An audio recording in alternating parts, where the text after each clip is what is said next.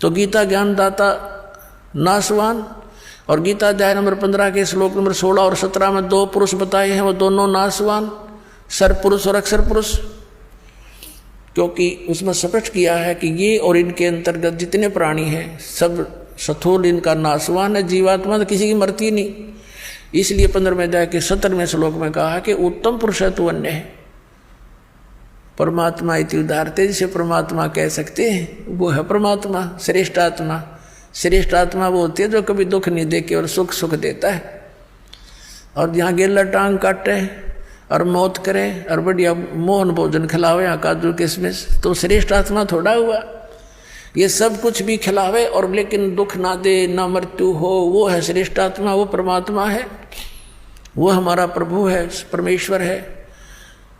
और यह लोक तरम अविश्य विवृत्ति, अविश्य मन प्रवेश करके, अवैश्वर है, वो अविनाशी परमात्मा है। तो यहाँ क्या बताया है, और वो सतलोक में रहता है। गीता जी अध्याय नंबर 18 के श्लोक नंबर 62 में कहा कि अर्जुन तू सर्वभाव से उस परमेश्वर की शरण में जा, उस परमेश्वर की कृपा से ही तू परम शांति को और सनातन परम धाम को प्राप्त होगा।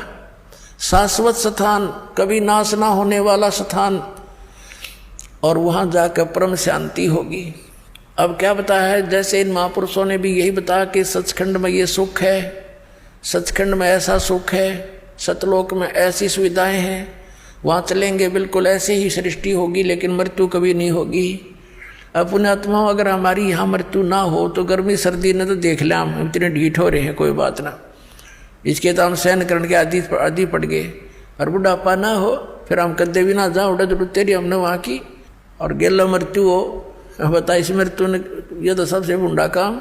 सारा जीवन जिस व्यवस्थापक के करने में लगे रहते हैं, वृद्ध बुढ़ापा जब लास्ट एज आती है इसकी, सब तक सारा शरीर कंडम हो जाता है, उठा जाता ना बैठा जाता, ना काम करती ना जाड़ करती।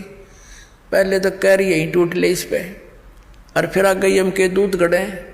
तो परमात्मा कहते हैं जो सच्ची भक्ति नहीं करते, कहते जीवित जग में जूती पड़े फिर जब लोड़े छाती। परमात्मा ने बहुत गहरा ज्ञान समझा है पुण्यात्मा, यो गणे दिन में समझ में आओगा आपका, क्योंकि आप पहले कक्षा के बालक हो, कोई दूसरी कक्षा का, यानी कोई 2 वर्ष से, कोई 1 वर्ष से, कोई 6 महीने से, कोई 1 महीने से, तो लगे रहना इसमें, क्योंकि ये कोर्स है कंप्लीट, और ये आखिरी सांस तक पढ़ना पड़ेगा आपने, जब तक आप पृथ्वी पर हो। ये समझ लो आपका प्रवेश है इस विद्यालय में, इस कॉलेज में, और जब ये तुम्हारी पढ़ाई पूरी हो जाएगी तब यहाँ से चले जाओगे, यहाँ नहीं रहोगे, सतलोक जाओगे सीधे, वहाँ सुविधा मिलेगी सारी इस पढ़ाई से।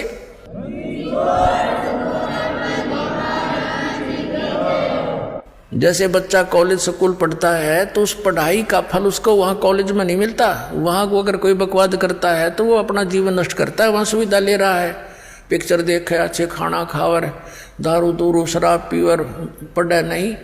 तो यहाँ जो अन्य कार्य हम कर रहे हैं ये इस कॉलेज के नियमों के विपरीत है, ये नहीं करने आपने तो यहाँ से अपनी पढ़ाई करके खूब मेहनत करके भक्ति करके, और ये सुविधा आपको सतलोक में मिलेंगी।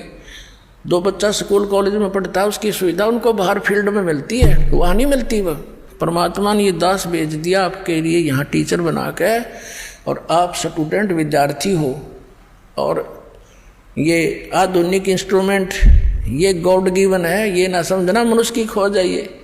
ये मनुष्य यही था, 4 युग हो गया, पिछला इतिहास देख लो। एक रेडू में बुग्गी जितना स्थान होता था, और उसमें 6 खच्चर जोड़ के घोड़े और घसीटे फिरा करते। ये मानव कहाँ थी पहले, इनके पास मिट्टी के कटोरे में रोटी खाया करते कसोरों में। तो ये मालिक ने दिया है कि एक का टीचर बतेरा घर बैठे पढ़ा करेंगे, सुना करेंगे बच्चे अपने मालिक के सारे लेक्चरों को। ये 10 लेक्चर देगा, भगवान का दिया हुआ ज्ञान घर बैठे सुनेंगे और पढ़ा करेंगे, गदगद हो जाएंगे घर पर बैठे। ना ये इंस्ट्रूमेंट मनुष्य बना दे, या भूल है जीव की, सपने में भी ना सोचना। इसलिए दाता ने दया करी, यह भी से बने ये टीवी ये पहले ना बने, 5500 वर्ष हो गए कलयुग ने बीते हुए ने, अब यह पिछली पीढ़ी आनी थी, इसलिए मालिक ने आपको शिक्षित भी किया और ये सुविधा इंस्ट्रूमेंट दिए, प्रोजेक्टर दिया, आप इतनी दूर बैठे आसानी से प्रमाण देख सकते हो, निरसन से हो जाते हो, 1 मिनट के अंदर ज्ञान समझ में आ जाता है।